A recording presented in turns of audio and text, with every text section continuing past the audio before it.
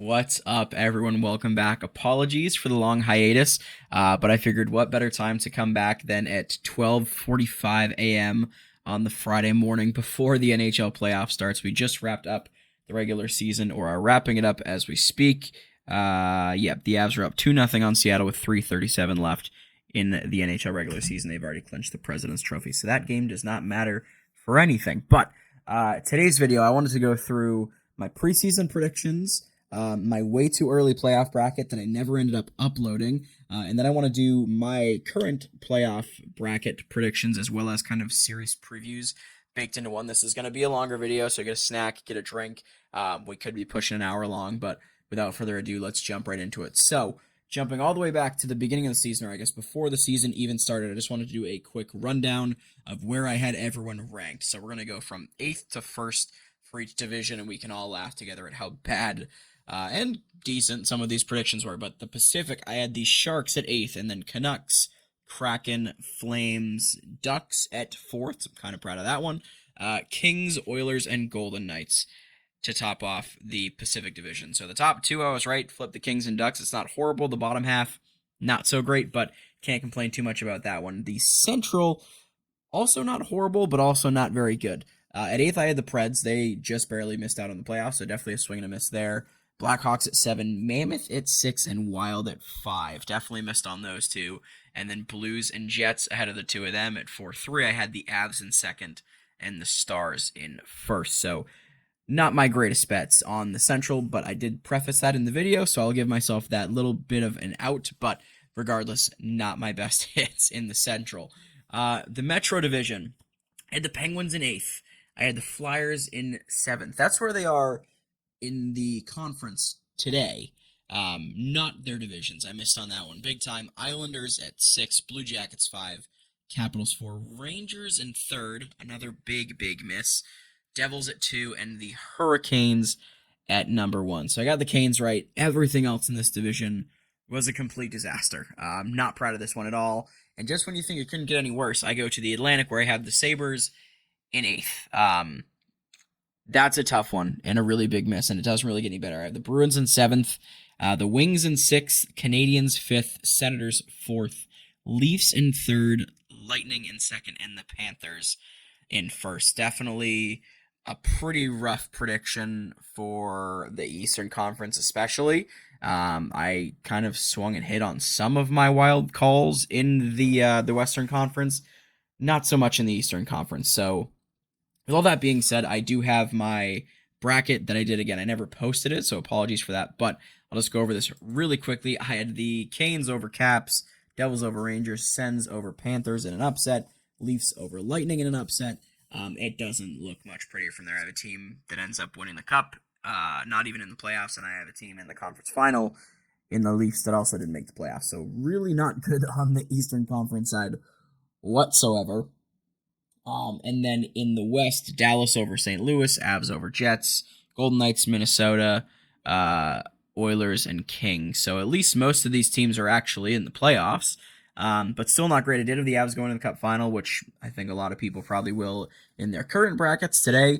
But yeah, the Eastern Conference especially makes this look really bad. So we can all laugh at my stupidity for what I thought was going to happen at the beginning of the season. Obviously, that's half the fun of doing those really early bracket challenges. But nonetheless, big swings and big misses for me at the beginning of the year. But all that being said, let's get into this year's bracket. So again, apologies for how long-winded this is going to be, but this is essentially my playoff preview and bracket prediction all mushed into one. So I have the NHL Bracket Challenge on one page where I will go through this live with you guys and make my picks. But I also have hockeystats.com, and I really like the breakdown that they do for the playoffs. You can't make your picks in here, but you can, simulate brackets, right? So you can go through it as many times as you want until you find your team. Maybe it's the Flyers winning the Stanley Cup. But they also have really nice analytics, or at least projections, on kind of how the rounds are going to go and what the lineups are going to be. I just think this layout's really nice. It gives you a really nice A-B comparison for each roster. So we'll, of course, start with the LA Kings versus the Colorado Avalanche. The Avalanche, of course, the President's Trophy winners this season. And the Kings sneaking in kind of at the 10th hour more than the 11th. Um, they did get in over the likes of Nashville and San Jose. They didn't have a great season. Um, Missing Kevin Fiala at this point in the year makes a big difference. They're going to be happy to be in the playoffs, but that injury from way back at the Olympics probably hurts even more than it did way back then for them. And I would be very surprised to see this team upset the Colorado Avalanche. They, of course, had the previous 3 years matching up against Edmonton, and that team that ended up going to the Cup final 2 of those 3 times, and now they run into the President's Trophy buzzsaw Avs, who, as you can see here, 3rd in offense, 6th in defense, 5th in goaltending, whereas for the Kings, 21st in offense. 5th in defense is actually really solid, but then down to 13th in goaltending. And the interesting thing for LA is that it would not at all be surprising to see Anton Forsberg in the net for Game 1 instead of Darcy Kemper, who made Canada's Olympic team, was a Vezina finalist last year, just has not been good down the stretch for them, so that's another thing that could be an issue. Maybe Anton Forsberg will end up playing very well, but I really just don't see a lot of areas at all where the Kings have an advantage here. If you go ahead and look at their projected lineups, the Avs top to bottom have one of the best teams in the league and are one of the strongest President's Trophy winning rosters, that we've seen in a long time. I mean, top to bottom, the Kings just straight up cannot match this forward depth. And on defense, while the Kings have good defensive numbers, you look at this top pair of Makar and Taves, and you still have to give the edge to the Colorado Avalanche. I mean, Cale Makar may or may not win the Norris this year, but probably still the best defenseman in the world. And then, of course, you go to the goaltending. Blackwood and Wedgwood have been 2 of the strongest in the league for the majority of the season. And again, Kemper and Forsberg have had their struggles. So not going to spend too much time on this one. I think I will be in the large majority of people picking the Los Angeles Kings, or excuse me, the Colorado Avalanche over the Los Angeles Kings. Next up here, the Avs, or excuse me, holy moly, can you tell it's 12:50? The Stars and the Minnesota Wild, what could easily have been at least a divisional final, if not a conference final. These 2 teams are going to go to war with each other. Pretty interesting to see that based on the analysis, it only has the Stars as a 55% favorite. I know they are going into this with some injuries, but I think they're a fairly heavy favorite. I want to say I was looking earlier today, and they were minus 140 to win the series, and the Wild were plus 110 or 120. But all that being said, roster strength here, 10th on offense for the Wild, 11th on defense, 22nd in goal, which is a little bit surprising considering the season that both Gustafsson and Wallstead had. Of course, earlier in the season was probably better for them than the post-Olympic break, but still really surprising to see them all the way down here at 22nd. Meanwhile, the Stars look like the well-rounded team that they are. 11th in offense, 9th in defense, 6th in goaltending. Of course, Jake Ottinger going to be the backbone for this team, alongside this just ridiculous forward group that is probably only rivaled by the Colorado Avalanche. I mean, this first line, Johnson, Rantanen, and Robertson, is unreal when they're all healthy. Hintz, Duchesne, and Bork is their second line. Hintz is going to be one of those guys that is injured. We'll see what his timetable for return is. They have him listed here, but they don't have the likes of Miro Heiskanen, so curious to see if there's a reason why they have Hintz but not Heiskanen, when I believe there's a decent chance that Heiskanen will actually be back before Roope Hintz. We'll see. But nonetheless, this forward group is just unbelievable. Again, probably top to bottom, the best overall group as far as depth is concerned in the league. And frankly, while I would love to see the Minnesota Wild make an upset here, I do have a hard time predicting that when you look at the 2 forward groups. I mean, there's a lot of talent on this Wild team, don't get me wrong, but they can go bar for bar with a lot of teams. I don't think they can with this Dallas Stars team.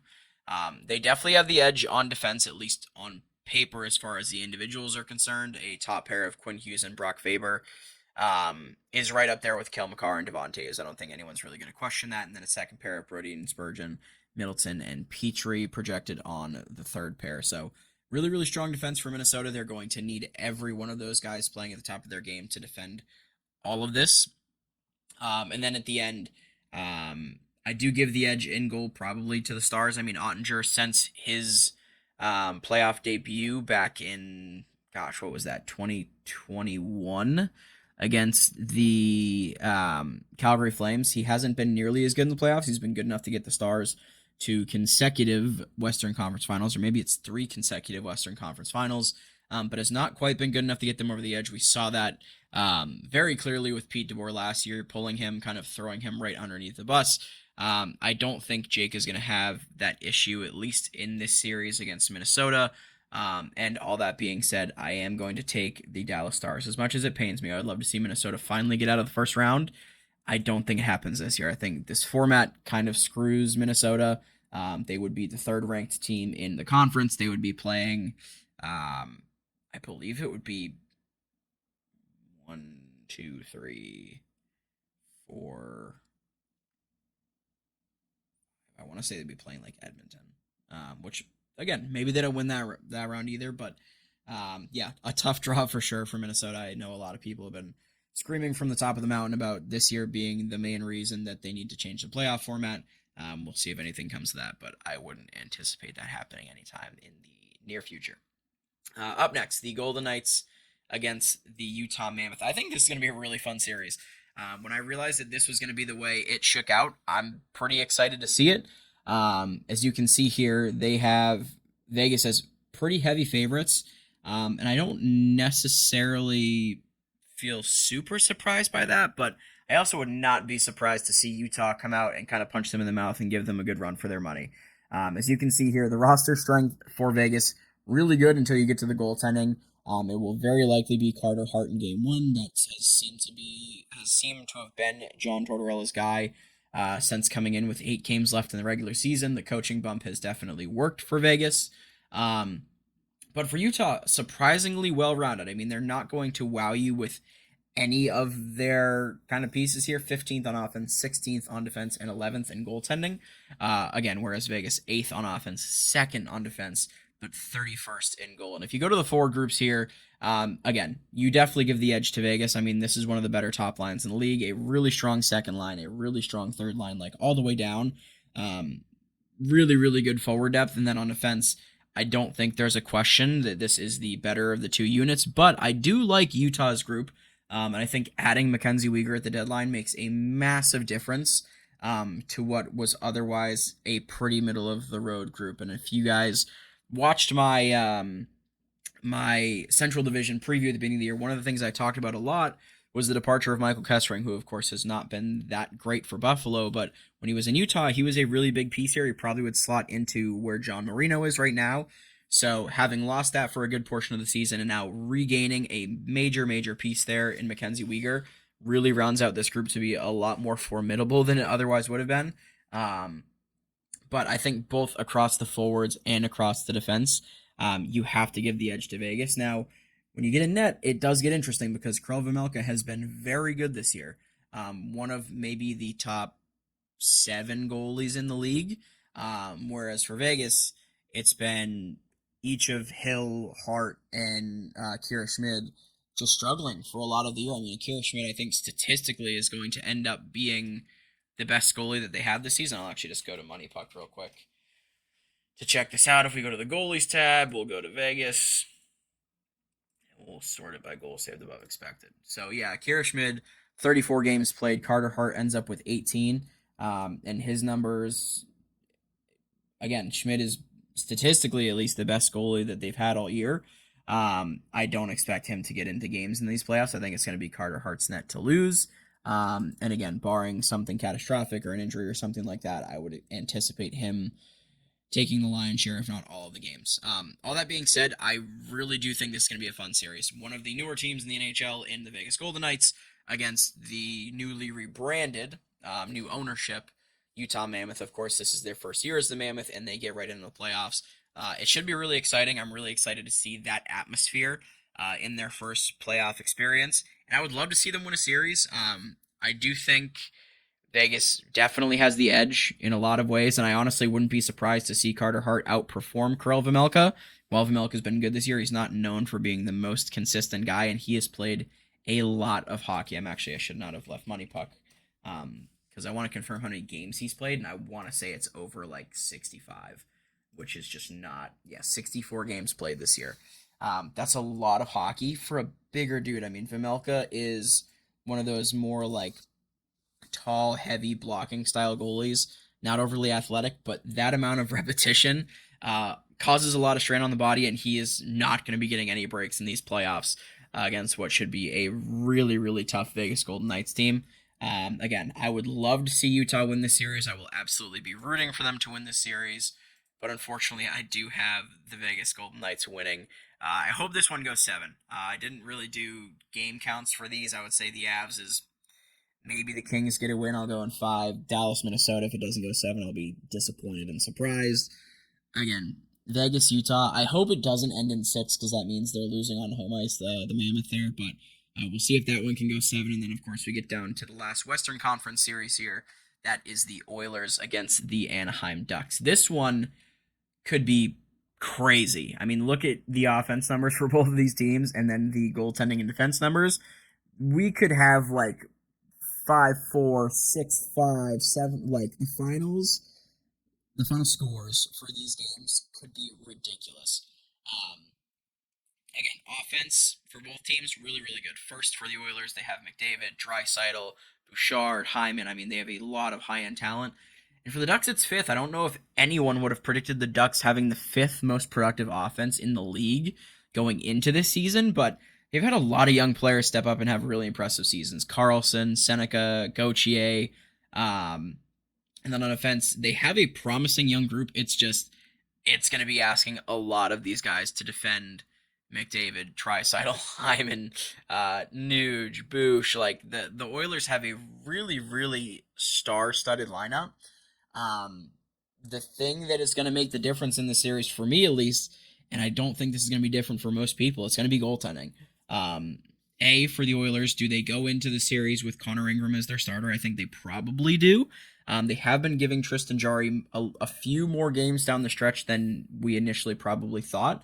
But I don't think at this point you can go in with him as the starter. But then for the Ducks, Lucas Dostal had a fantastic season last year and a really, really strong start to this season.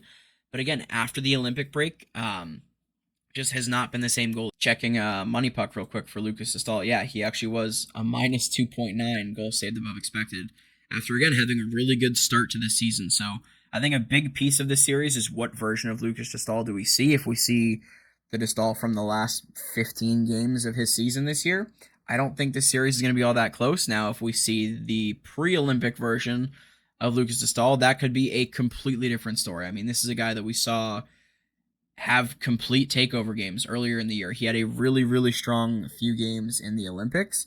And if he can bring that level, I would not be surprised to see this series get stretched more than my initial gut reaction tells me it's going to go. But at the end of the day, while I would love to see the Ducks win the series. The Oilers have a 72% here for a reason. I do think they get by the Ducks again, as much as I would love to see the Ducks put up a good fight and maybe win the series. I can't in good faith predict that. I do have the Oilers. I think this one probably goes in 5 or 6. I did not realize I was going to get to do the game prediction. So we'll go 5, 7, 7, and 5 for the West. All right, on to the East. We start with the Sabres and the Bruins. I think this one's actually really interesting too. 63% going to Buffalo right now, who had a fantastic finish to the season. I mean, if you had told, again, I had them 8th in the Atlantic preseason. I did not think this team was going to make the playoffs. I'm stoked to see them make it here. I think it's going to be electric for game 1 in Buffalo. And this is one of those matchups that's like, it's not a major rivalry for most people, but the Bruins definitely get up for Sabres games, and I think the same can be said for Buffalo playing against Boston. This series is going to be chippy. Boston is the most penalized team in the league, and they have the 27th rated offense, 17th rated defense, and 19th rated goaltending, which is pretty interesting considering the year Jeremy Swayman's had. And then similarly for the Buffalo Sabres, 20th in goaltending, despite the fact that UPL and Alex Lyon had really, really good years too. Then, of course, on offense and defense, the Sabres not in the top 10 for either, but just outside of it. I expect this series to go the distance. I would love to see this series go 7. I think this is going to be one of the more fun series to watch. And I've gone really back and forth on who I think is going to win it. I think, obviously, talent-wise, Buffalo has the edge pretty much everywhere but in net. It's kind of funny. This actually has Colton Ellis above Ukko Pekka-Luukkonen. It is almost certainly going to be UPL's net, barring an injury, for Game 1. But outside the goaltenders, where obviously I give Swayman the edge over UPL, I think on paper you probably give Buffalo the advantage in a lot of scenarios here. I mean, their top line might be the only thing that is close to not being better than Boston's, and that's really only because of David Pastrnak. Beyond that, I think you take Buffalo in a lot of scenarios. Swayman is having a really, really good first game or two. How does that change the tide of the series, right? If the offense dries up a little bit for Buffalo, and suddenly they're relying on UPL to be consistent, which has always been a struggle for him across his career, is that something he can do? And can you keep the likes of Pastrnak, Geeky, Zaka off the board again? The Bruins do not have a lot of offensive weapons. 27th in the league. Pastrnak cracked 100 points. Geeky had a really on and off year. When he was going, he was humming. But the last 15 games, I think he's gone goalless, minus one game where he had two. So a really streaky Bruins offense that if you can keep shut down, I don't think the series will be close. But if you let them get into it, I could absolutely see this being a surprising series. And this is one of the ones that my gut tells me not to do it, but something tells me this Bruins team is going to find a way to win it. And I do think if there's an upset, I'm fairly confident in. I wouldn't at all be surprised to see it be the Bruins here against Buffalo. I think Buffalo is going to be really, really up from having made the playoffs for the first time in forever. And frankly, I don't want to see this happen. I would love to see Buffalo go on a run. If we got a Buffalo-Montreal in round 2 or a Buffalo-Tampa in round 2 would be insane. But I feel like this is one of the matchups where I could absolutely see an upset. Again, don't really want to. But in this one, I am going to take the Bruins over the Sabres on largely the back of Jeremy Swayman just going absolutely crazy. Up next, I'm sad about having to make that pick, but we have the Canadiens against the Lightning. The Lightning 71% here over the Montreal Canadiens. Roster strength 13th offense for the Habs, 29th defense, and 2nd for goaltending. Versus the Lightning, 7th offense, 3rd defense, and 8th in goaltending. And of course, it is going to be Andrei Vasilevskiy in net for the Tampa Bay Lightning. It'll very likely be Jakub Dobeš in Game 1, who has been phenomenal down the stretch for the Habs. I'm actually going to pull up his money puck here as well, just to see what his final numbers ended up looking like. 17.3 goals saved above expected and .411 per 60. I mean, he was ridiculous down the stretch for this team. Probably a top 5 goalie in the league. And then if he gets hurt, Jacob Fowler had a really strong end to the year as well. So 2 goalies there that have played really well. And Vasilevskiy had a really strong start to the year, a strong enough start that he's probably going to win the Vezina. But down the stretch, he had some games where he wasn't great. So on paper, you probably give the edge in net to the Lightning. But I think as far as momentum's concerned, Dobeš is probably the better goalie going into the series. Now, playoff experience, I think Dobeš has 3 games, and they all came against Washington last year. Andrei Vasilevskiy has 120 career playoff games, and of course has already won 2 Stanley Cups. Again, on paper, he's the better goalie, and I would not be surprised to see him come in, turn on playoff Vasilevskiy, and it's just game over for Montreal. But again, on paper, I think, as far as momentum's concerned right now, I think you have to give the edge to Jakub Dobeš, which is crazy to even say out loud, but here we are. The rest of the lineups here, I mean, it's going to be really fun to watch this series. There's a lot of extremely talented players on the ice. I mean, you look at Cole Caulfield, 51 goals for the first time in his career, getting over that plateau. Nikita Kucherov had a ridiculous season. He's likely going to miss out on the Hart Trophy, but not by all that much. And then the rest of these lineups just have a lot of exciting players to watch. I mean, the Kucherov, Gensel, and Hagel or point line, whoever you throw out there. Again, it's one of the best lines in the league. And then you have the top line for Montreal, Suzuki, Slavkovsky, and Caulfield, if they keep that group together, has been unbelievable as well. Obviously, Suzuki, 100 points. Again, Caulfield, 50 goals. Slavkovsky, 30 goals. Really, really fun matchup there between the top units. And then down the lineup, there's still some exciting players, too. I mean, you get kind of the reunion for Gordon Bjorkstrand again. They missed, I believe it was Bjorkstrand, if not both of them, ended up missing the playoffs, albeit the short-lived playoffs for the Lightning last year. It'll be fun to see them kind of back in action in the playoffs for this team. And then for the Canadians, I mean, you have the return of Philippe Deneau, who was last there when they made their cup run against the Lightning in 2021. Ivan Demidov has been so fun to watch this year. He's got probably the best set of hands of any rookie we've seen since, like, outside of McDavid, like Patrick Kane. He is ridiculous to watch. And they have some fun depth too. Again, Jake Evans has been playing decently here. Kapanen had a really good start to the year, cooled off a little bit near the end. Texier, when he's on his game, looks really good. And then on defense, it's hard not to give the edge here to the Lightning. I mean, they've had some really, really, like, call it what it is, crazy breakout years. Darren Radish is going to get paid this offseason.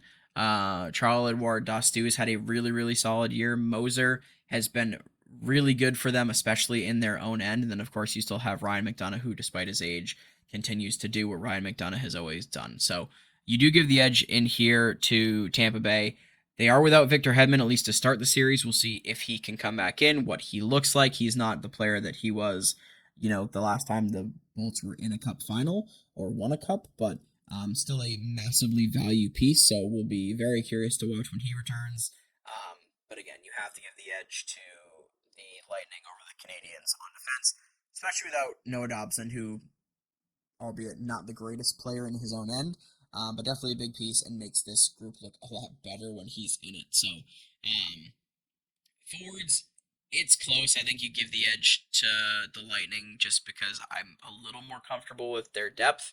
And I do think their top end is still, despite the year the Canadians had, a bit better than the Habs. Then defense, you probably give it to them as well. Goaltending, again, going into this, I think Dobesh actually does have the edge. But, again, would not be surprised to see Vasilevsky just turn it on. And with all that being said, this was a little bit more of a long-winded one. I do have Tampa Bay winning the series. I would love, if I'm correct about Boston, I would love to see Montreal win it. And if I'm incorrect about Boston, I need Tampa to win it, because if we can get to the second round and it's Buffalo-Tampa, that might be the best series of the playoffs. So we'll see what happens there. Again, I'm not going to be overly upset regardless of how these two series go. But depending on how they go, the second round matchups could be much better than some alternatives. So all that being said, Tampa Bay, we'll go over the game numbers when we get there at the end of the conference. The Hurricanes and the Senators. This one's another really interesting one. Okay, so it is pretty close. I really wasn't sure how this matchup was going to shake out from a projection standpoint, and I'm kind of happy to see that it's as close as it is. Roster strength, we got 6 on offense for the Sens, 1st on defense and 18th in net. For the Canes, 2nd on offense, 7th on defense, and 24th in net. You look at the projected lineups, and I'm going to go straight down to the goalies. It will be Linus Ullmark probably against Brandon Bussey for game 1. We'll see if Rod Brindamore kind of throws a dart and decides to put Freddie Anderson in instead. He did have a pretty good playoffs for them last year. But this year has just really not been it for any of these goalies at the end of the day. I mean, Bussey had a fantastic start, still got 30 wins, but just did not finish that strong. Freddie Anderson, 35 games, negative 3.3 goals saved above expected. And Kochetkov, I think we actually heard earlier today that Kochetkov is healthy, but is not going to be available at least for, game 1. We'll see if that changes over the course of the series or if they make it to the second round, how that affects Rod's plans. But all that being said, I actually right now, again, similarly to the Dobesh situation, give the edge in goal to the Sens and Linus Ullmark. Ullmark has been pretty good his last 10 or so games. Has been performing a lot better than he did pre-Olympics.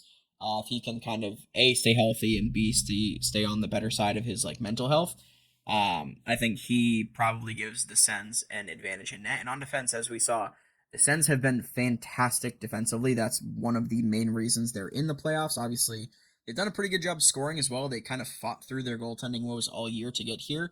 And one of the hotter teams in the league to end the season. If I'm the Hurricanes, I'm not happy at all that this is the draw I pulled instead of like a Philadelphia. The Sens have a surprising amount of depth. They don't have. This is the one series where there's not like a true superstar really for either team. I mean, the closest thing to it probably is going to be Tim Stützle. And then behind that, it's probably Jake Sanderson. I mean, the season Kachuk has had, he's had an off year by his standards. Sanderson has had a fantastic year. And the way that this team's played defensively just as a unit, I actually think I probably go with the Sens to win this series. And Canes fans, of course, not going to want to hear that. They have, again, a really, really good group, another really deep group, similar to the likes of a Dallas. The difference for me between a Dallas and a Carolina is that Dallas has a Robertson, a Rantanen, a Wyatt Johnson, a Miro Heiskanen, and then in net they have Ottinger, right? Like they have all this depth, but they also have the stars that can push them through. Not to make a punny joke there, but when they needed someone the most last year against the Avalanche, who is it? It's Mikko Rantanen that comes up, gets a hat trick against his former team, the superstar playing like a superstar. The Canes, the closest thing they have to that is Sebastian Aho, and this is not meant to be a knock against Sebastian Aho, but he's not that kind of producer or performer or anything of the sort. So to me, I have a tough time picking this team over the Sens, especially with the way the Sens have been playing and especially how strong they've been on defense. And again, if Allmark cracks and he regresses to what he was earlier in the year, I don't think this series is close. I think it probably ends in like 5 for Carolina, but the way these teams are playing right now, I think you have to give the edge to the Senators. Again, could be very wrong here. I think the special teams is one thing that they're definitely going to want to avoid the Senators. But all in all, I actually think I have the Sens beating the Canes in what should be a really good series. I put this one up there with like the Vegas Utah one as far as like amount of fun to watch is concerned. This one should be awesome. And then maybe the most fun to watch, partially biased because I live right outside of Philly, but the Battle of Pennsylvania. I also despise the Penguins, as you guys probably know at this point, but Battle of Pennsylvania for the first time, I believe, since 2018. This gives the Penguins a 6% edge over the Flyers, but I think a really, really interesting matchup. I'm not actually sure how on earth they're 32nd in goaltending. Yeah, that's very befuddling. Dan Vladar had a fantastic season. Probably the Flyers MVP. 52 games played, 13.8 goals saved above expected, a 906 save percentage. If you compare that to the likes of the Pittsburgh Penguins, Stu Skinner actually had a pretty decent year. 88 save percentage is not great, but 8.3 goals saved above expected. Not awful. So not entirely sure how they're 32nd and they're 27th, but nonetheless, defensively, the Flyers really, really good. 4th on defense versus the 4th ranked offense. 18th ranked offense versus the 21st ranked defense for the Flyers and Penguins, respectively. The lineups, I think, again, superstar-wise, you give the edge to the Penguins, albeit these guys are a lot older at this point. They still have Crosby, Malkin. Erik Karlsson, again, later in the year was unbelievable.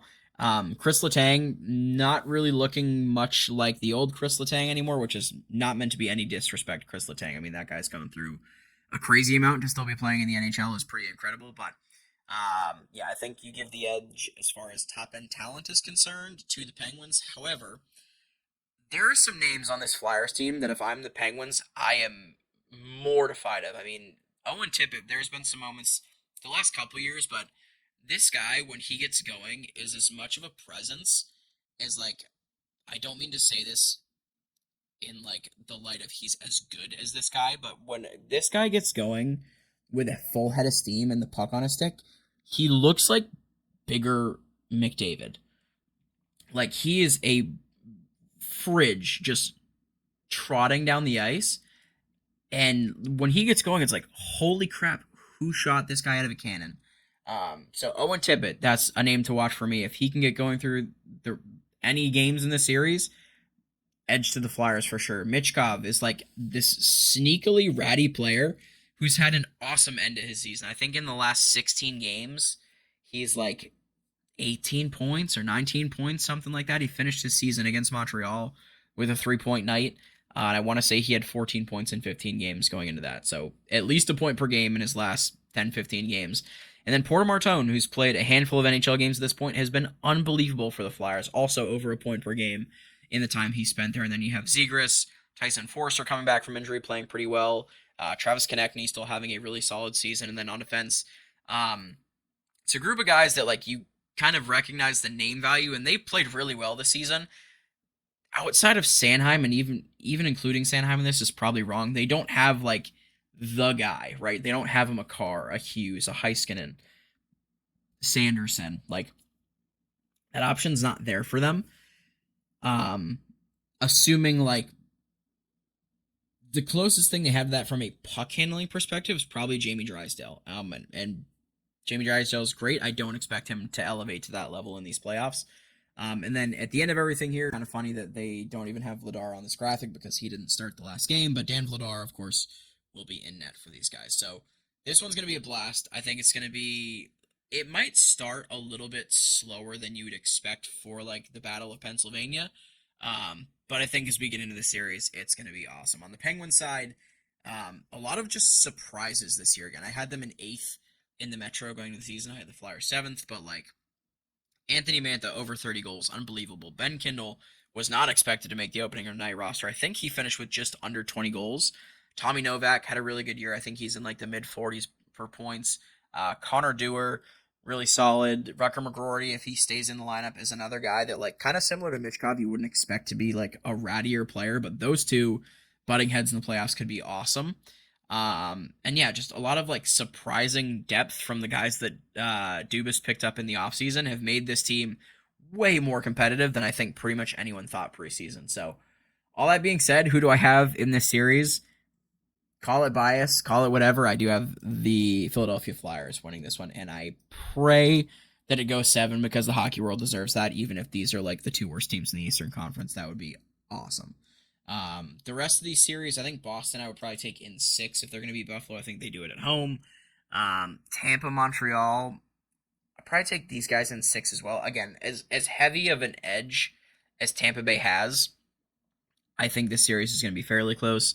And then Sens, Canes, I'd probably take this in 7. I think the Sens would have to win that on the road there. All right, so that is the first round. I'll try to be a little bit quicker for the last couple rounds here. How long have we been going? Oh, 37 minutes already. All right.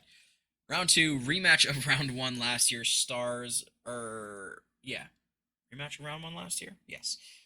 Stars versus Avs.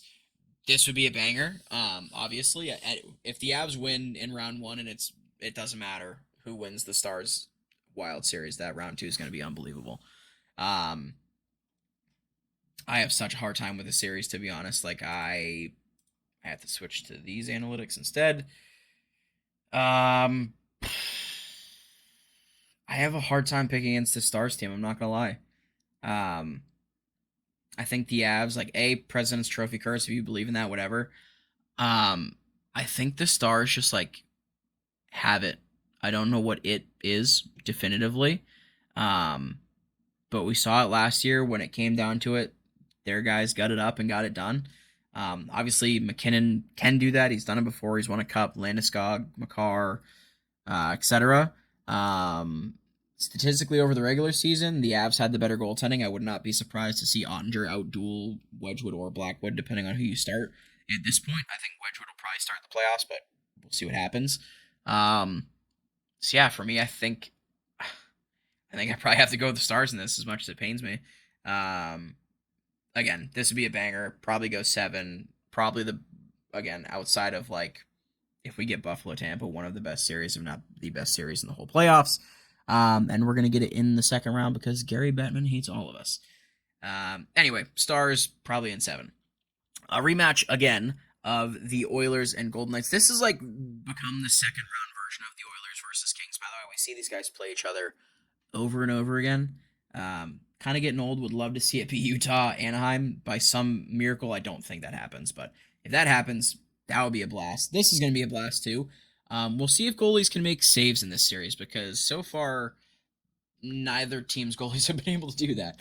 As you can see here, lots of goals per game, lots of goals against per game. 3.3 and 3 respectively for the Oilers and Golden Knights.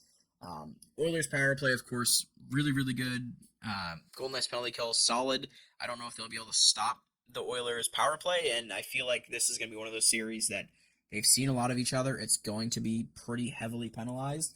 If that's the case, assuming like Carter Hart does not dramatically outperform Connor Ingram, I think you have to give the edge to Edmonton. They have more top end talent. The Golden Knights probably have them in depth. It's actually fairly even on defense, I think. I think defensively, the Golden Knights group is probably better, but overall, you might even give the edge to the Oilers. And the Oilers have Connor McDavid and probably Leon Draisaitl by this point. So, as much as it pains me, I think this is like the third year in a row that this would be the conference final. You have to click this button and make it the Oilers against the Stars in the Western Conference Final. The East, this would be. There's a lot of potential for weird second round matchups that, like, I don't think anyone would have predicted going into the season. Bruins Lightning.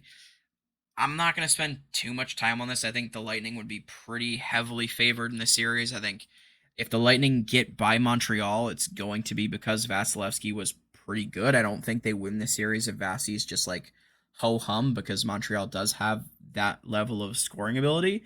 So that being said, I think if Boston wins around, it's fun for them. I don't think they win too, especially not if it becomes Boston Montreal.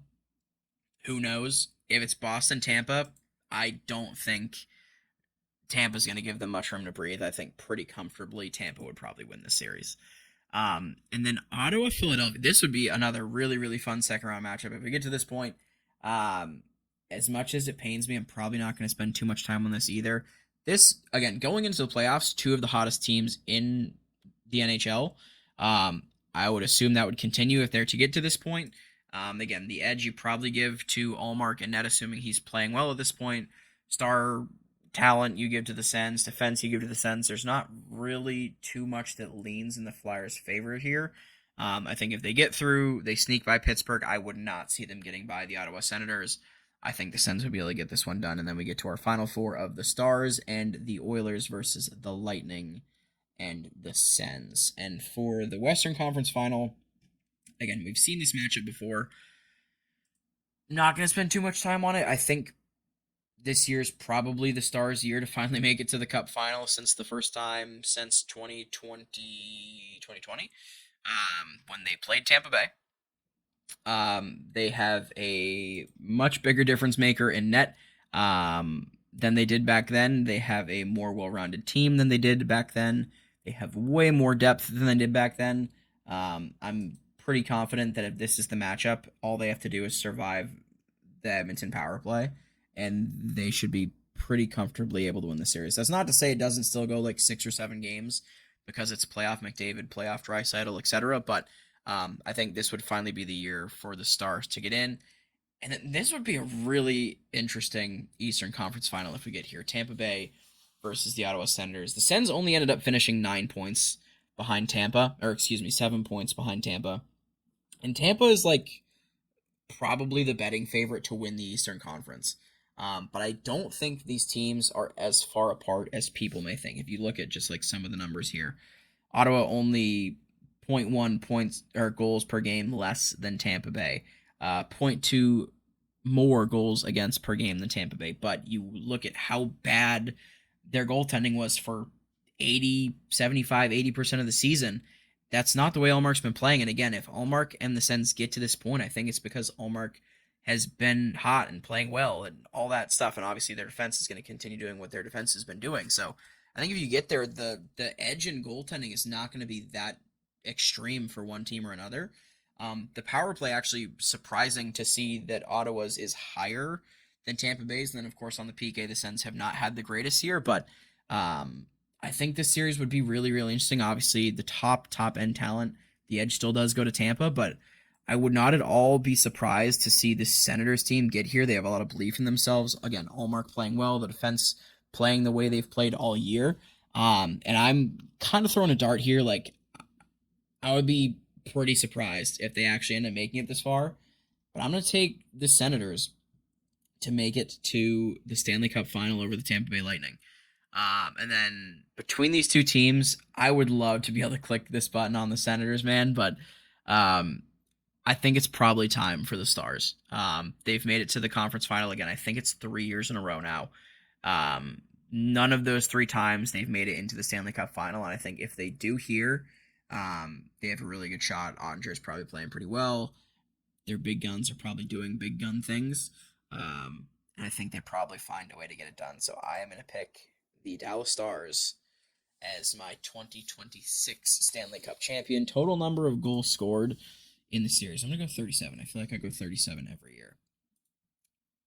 And that is going to be it. So this, I'll give one last glance over the bracket. The first round, Avs over Kings, Stars over Wild, Golden Knights over Mammoth, Oilers over Ducks, and then Buffalo over Boston, Tampa over Montreal, Ottawa over Carolina, and Philadelphia over Pittsburgh. Let me know what you guys think in the comment section down below. Again, hopefully you enjoyed what is now a roughly 45-minute long video. I said it was going to be long-winded. I did not lie to you.